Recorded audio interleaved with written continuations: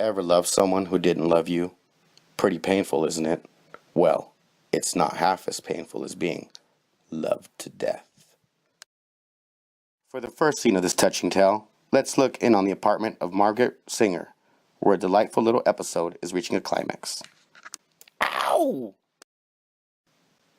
I'm sorry, Edward. I had to do it. Now will you please go and don't ever annoy me again? But Margie, I'm mad about you. Won't you let me take you out just once? Tomorrow night. No, I'm busy. I'm busy every night as far as you're concerned. Now will you leave? I have to dress for a heavy date. All right, Margie, I'll go, but I won't give up. Margaret Singer slams the door on poor Edward Wallace. Poor sap. Won't he ever catch on that he doesn't rate with me? How many times do I have to slap his face? While outside, Eddie, dejected, moves slowly down the darkened streets. Why? Why won't she give me a break? She knows I'm crazy about her, but she treats me like dirt. She acts like she can't stand me. Eddie crosses the street and enters the deserted park. He slumps down on a bench. Soon a stranger comes along. He stops, eyes Eddie, then sits down beside him. What's the matter, young feller? You look pretty glum. I am. I'm nuts about a girl, but she won't give me a tumble. The stranger smiles, reaches into his pocket, and pulls out a card. Oh, is that it? Well, go see this guy. He'll fix you up, guaranteed. Huh? What can he do? The stranger rises and disappears into the night. Eddie studies a small white card. It reads, Ulrich Stronham, alchemist. An address follows. An alchemist? Say, I thought those guys went out with the Middle Ages. Oh well, I can't lose anything. I'll go see him. The address on the card leads Edward Wallace to a dark, winding street in the oldest part of town. The building he is looking for is a run-down, dirty tenement. He climbs rat-infested steps to Ulrich Stronman's door. Yes? What can I do for you? I was given your card. The man said you could help me.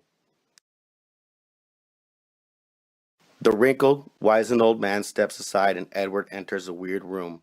Bottles and jars line the walls, each filled with brilliantly colored liquids and powders. What seems to be the problem, young man?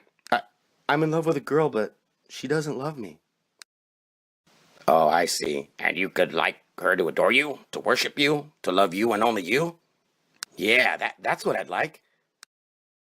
Very simple. Here, take this. It's a love potion, my secret formula. Just a few drops and she's yours, all yours. It must be very expensive if it really works. Oh, it works. I guarantee that. And it's very cheap. Only $1. $1, is that all? I'll take it. Goodbye. Not goodbye, young man. Au revoir for now.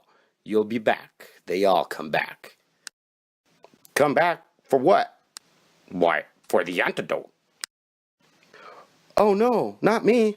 If this really makes Margaret fall madly in love with me, you won't see me again. We'll see. Edward rushes from the weird room, down the garbage-laden stairs, and back across town to Margaret's apartment. Oh, Edward, are you back again? I told you. I came to say goodbye, Margaret. I'm going away. Never.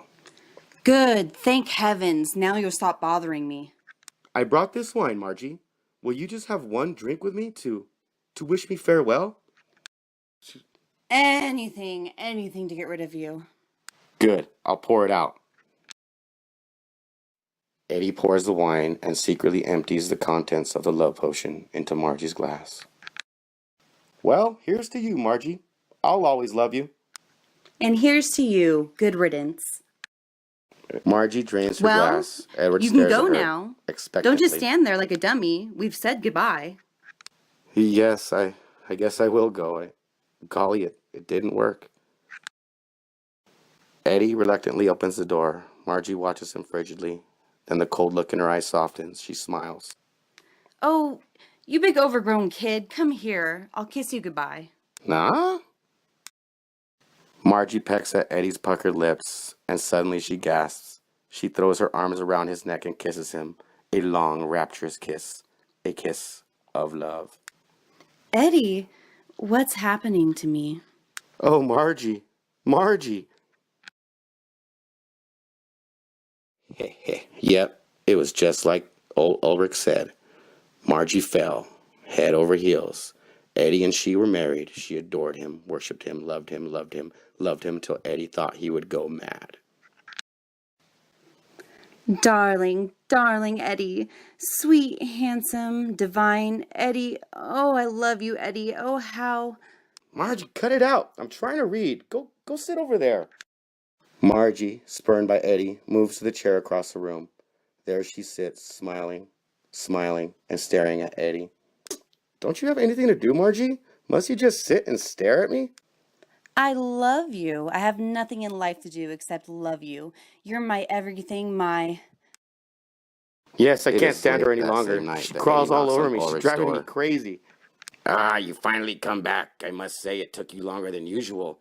You must be a very patient man. You want the antidote, no doubt.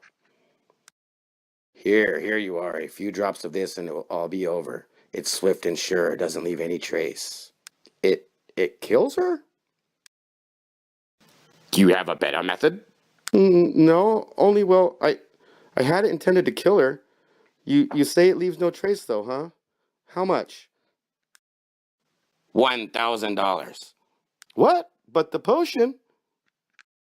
Yes, the potion is cheap. The antidote is expensive. I lose money on the potion, but I more than make it up on the antidote. And anyone who buys the potion always buys the antidote, sooner or later. Well, yes or no? Yes, I guess. At breakfast the next morning, Edward spills the antidote into Margie's coffee while her back is turned. Okay. Oh dear, your toast isn't ready yet. I'm sorry, dearest. That's all right, Margaret. I left my watch in the bathroom anyway. But thoughtful, ever-loving Margie, knowing that her darling husband likes his coffee hot, switches cups because hers steams more. Come, darling, your coffee's getting cold. You can start. I'll be right there. But Margie, the devoted wife, waits patiently for Edward to return to the table, and Edward did so want to avoid witnessing her, shall we say, finish. Coffee's good this morning, isn't it? Is it, dear? Oh, I'm so happy. Edward? Edward slumps to the floor and is very still. He is quite dead, swift and sure, just like Ulrich said. There is a slight smile on his face. Edward, darling, speak to me. Speak to me. There is a smile on his face because somewhere in that unknown world that is a hereafter, as Edward trudges through the mist. Oh well, so I drank the damn antidote instead, so I'm dead. At least I'm rid of her. Yes. Yes, Edward smiles as he moves through the mist, but the smile is short-lived, for... Edward, darling, wait for me. That's Margie's voice. Yes, it is Margie's voice. She bursts through the mist, rushes up to Edward, and smothers him with kisses. Oh, darling, when you died, I knew I wouldn't be able to go on without you. So I committed suicide. Now we'll be together for eternity. Oh no, no! Yes, she's right, Edward. But don't worry. Maybe someday you might bump into Elric Stronham again. Personally, I wouldn't bet on it. I don't think he and you are headed for the same place. Oh, by the way, many of you asked about subscribing to Tales from the Crypt. For information, read my column, The Crypt Corner.